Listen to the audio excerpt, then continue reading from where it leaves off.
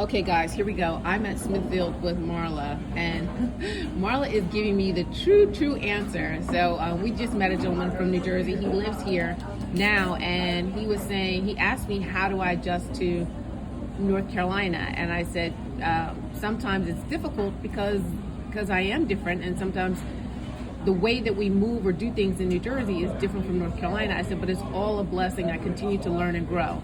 So in New Jersey, we do a lot of approximations. In North Carolina, we have individuals who do like very fine, detailed stuff, which is just phenomenal because I'm seeing all the I's dotted and all the T's crossed. So Marla is telling me a little bit about me, and I'm.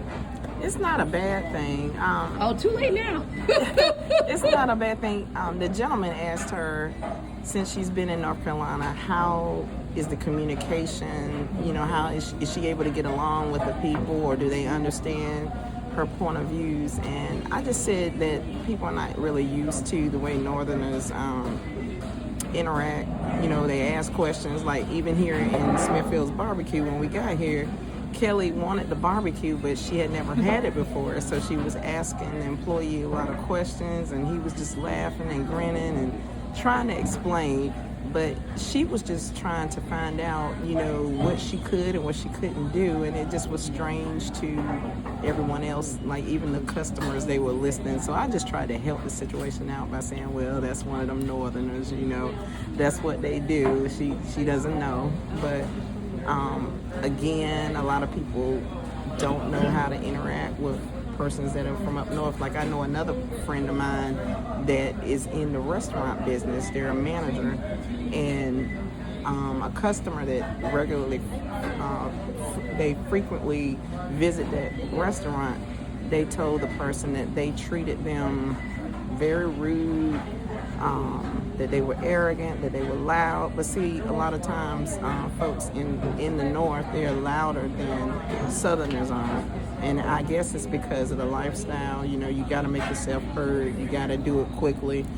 And so people don't, when northerners come here and they interact in that manner, people take it offensively sometimes, and I don't, because, you know, I grew up in North Carolina. I've been in North Carolina all my life, but because I've been exposed, I had cousins, I had family members that lived up north, I kind of learned to interact and learn as they, you know, learn how they operated. And so, you know, I'm just that person, like, I can get along with anybody, but, you know, that's just me. But yeah, that's it. And some of the loudness might be due to the fact that there's always something going on and the denseness of the population. So because there's always this background noise, some people have to talk over and above to make sure that what they're saying is clearly understood. Right. One of the things that I interviewed a gentleman with is he was talking about the pace. He said, like, when he went to New York, he said it was like everybody's just locked in, they move so fast, and they're and what I was explaining to him is that, like, Monday through Friday, it's very, very intense because there, you know, a lot of times people are trying to be innovative and creative and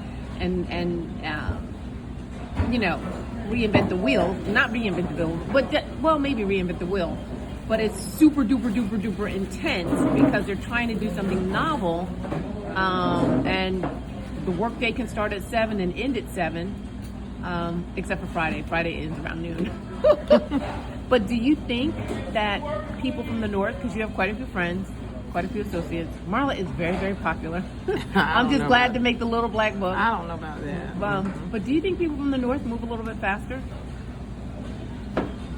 It depends on geographically where they are, because I won't say that all North Carolinians or all Southerners move slow, because we do have some fairly well populated, like metropolitan type areas like Durham and like Raleigh, and so you're going to see people move at a faster pace in those areas. And even here in Wake Forest, like, I can tell the difference 10 minutes down the road.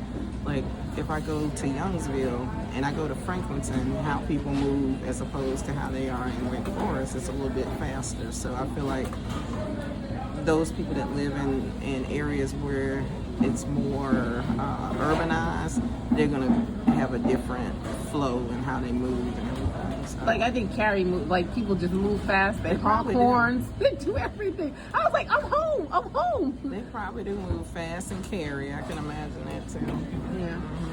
So tell me something else about Northerners that that you think is sometimes a little bit different. So we talked about the inquisitiveness. We talked about the speed, and you know, sometimes maybe you said we're a little bit louder, but sometimes maybe we speak faster, like talk faster. I think so. I think just handling business as well. Like I have a cousin. She moved from northern Jersey to here in a more rural area, and she's had to really adjust. She said they don't handle business effectively here in North Carolina. That's one of her complaints, you know, her frustration, the way we handle our DMV, Division of Motor Vehicles, how we handle getting registrations and, you know, getting our license and things like that. She feels like we're backwards. I don't want to say well, anything. that's what she said. Right, I know, but I don't want to say anything negative. I think it's just a different process or different framework. And like even dealing with custody battles, like she's going through a situation with a great nephew that she has custody of. Just even how Department of Social Services, how they interact with situations and how they handle them. She feels like it's different from up in New Jersey. So I don't know. When I was in college, it was really funny because I'm from New Jersey and I came down here to the South.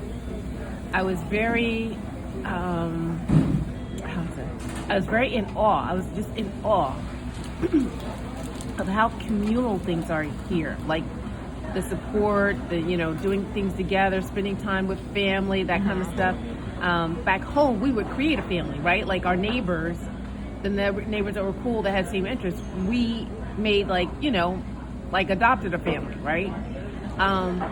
But I just find it so interesting here that, you're talking to somebody and they're somebody's cousin, their True. uncle, like everybody's related to somebody, went to the same high school or, something like that. So I think that there's a very strong sense of family. True. I agree with that. And bond here. What do you think that sense of family and support does for people here? Like, how do you think that makes a difference? And you're an only child, so how do you think that makes a difference? Gosh, that's a difficult question. I think it's a good thing. I mean, in some ways, to be family oriented. I feel like the quality of life improves when you have people that you can depend on, or that that are related to you, or even if they're not related to you, just if you guys just kind of act as though you're family. I mean, it's good because it helps you in different situations. Just like with my son, he's a freshman at Lewisburg College, and so in getting to talk with some of the faculty on the day that we went so he can have orientation, he was able to find out that some of the people that he would be going to for help or assistance, they knew of people that knew his family members, and so it kind of established a closer relationship. They're going to look out for him while he's there, and I feel like that happens a lot of times. I know when I was in school, I went to North Carolina Central University, and my father Go ahead and do your Eagle thing. yeah, and my father went there as well, and so he was president of the Alumni Association back in the 70s when I was born. And so he knew a lot of the faculty and staff. So when I arrived, I got to know them too, and they knew me as Lawrence Cooper's daughter. So one time I ran out of money. I didn't have any money, and I didn't have the money to get back home to get money. So my mother said, ask Bill Evans. Bill Evans was part of the faculty at North Carolina Central University, also a member of Omega Psi Phi. Happy Pre-Founders Day to all the men of Omega Psi Phi. And he looked out for me, just like I was one of his own children. He gave me money. He told me if I ever needed him for anything, just to let him know. And so, he just treated me just like I was one of his own, just because of knowing my father, knowing the character of who I was. I mean, it just made a difference. So, and even here in North Carolina, the first female black Congresswoman Eva Clayton, my family had been knowing them all our lives. We knew her before she became a congresswoman. And she looked out for me, gave me an internship in Warrenton in her district office. She hired me, I didn't last but a week, in her congressional office in D.C. And she still, to this day, she would know who Marla is, and she would look out for me. So, you know, and I'm often known as, oh, that's Martha Cooper's daughter, or that's Lawrence Cooper's daughter, and it helps me. Because even when I joined my sorority, they were like, oh, that's Martha's daughter, you know. Because it just helped me. It helped me in a lot of life situations, so I think the closeness here is a good thing.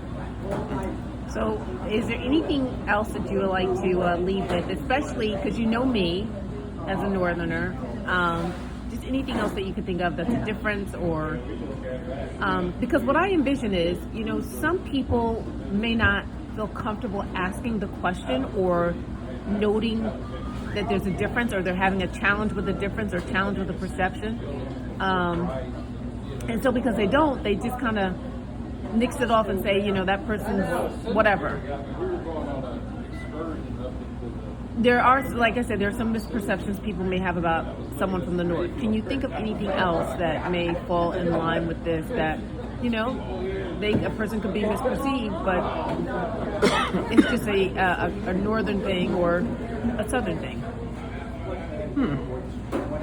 The only thing that comes to mind, you tell me all the time, you say, you know, Northerners like to have fun. And so you say that we get along because I'm one of the few Southerners that you know of that will just say, let's go, let's do this, let's do that, let's have fun. A lot of people are reserved, they have to think about it, you know, I don't know, and a lot of times they won't go through. Like you had me do, what did we do? Even though I got sick from it, we did floating. It's where I had you do that? Yeah, you did. And nobody else probably would have done it with you. But you know, black people, we don't want to get in the water. We don't want to mess our hair up. You know what I'm saying? And it was cold too. I should have known better, but because of the adventurous Southerner that I am, I did it, and I'm glad I did it because it was something I had never done before. They take you in this room, you don't have any clothes on, you're in there by yourself, you have to shower first, and then they put you in this, like a little, I don't know what they call it, like a little, what do they call those things? It's like it's like a cocoon. A cocoon, and they shut it off. It has the water in it, and you lay your head. Pod. Yeah, pod, and you lay your head on this something like a floating pillow, and you just relax, and your whole body just floats to the top of the water, and you just stay there. You listen to calming music. How many black people would do that? So that's what I'm saying. We can have a closed mind sometimes as Southerners. I think Northerners are more open-minded. I'm not saying all of us, because I'm Southern. I grew up here all my life and I did it. And there's probably some other people that would do some adventurous stuff too. But yeah, that's just my spiel. But it may not come first to mind. Like it may not be like it may not be that I would have they never introduce thought it. of it without you. I'm gonna tell you that. So. Well, Marla, thank you so much for your insight. And like I said, once again, there are going to be people who will watch this video. Please watch my video. There are going to be people who will watch this video that will have, you know, some misperceptions. People from the North may not understand why they're being viewed differently, or why people are not chiming in readily and not wanting to go and do things as quickly. The gentleman that I interviewed, he said it's like everyone from the North has ADHD because they're always active and going and etc. But once again, the world around you, and there's a complete difference between North Jersey and South Jersey, because I lived in South Jersey. South Jersey is much slower. Oh, it's much You're closer slower to New York. So I spent, I worked in Manhattan. I lived in Manhattan. I mean, not live near Manhattan. But there are certain things that people may not understand, like why they do the things. Why do they walk so fast? Well, you walk fast across the street because the taxis will hit you. They just don't care. Here, people are kind and calm, and they're more than likely not gonna hit you. But once again, just thank you so much for everything. Anything else you want to add? No, I do want to dedicate this to my line sister Deneen, and I'm gonna probably tag her in this video, DL Carroll, because she's from Hempstead, New York, and she likes to have fun, and she has a fun personality. She's in Charlotte, so if you see this video, Deneen, comment, get in touch with Kelly. She'd probably love to interview you and get your perspective on how it feels to be a northerner that has moved to North Carolina. Yes, and we can get some house music in there. She loves that. We can get some house music She's, in there. yeah, what was it, Coney Island? She used to Yes, love to yes, go yes, there. Coney Yeah, Island and she'll Bertrand's tell you all Island too. about Yeah, it. so. Yeah. All right, thank Okay. you. Love you. Bye, love you.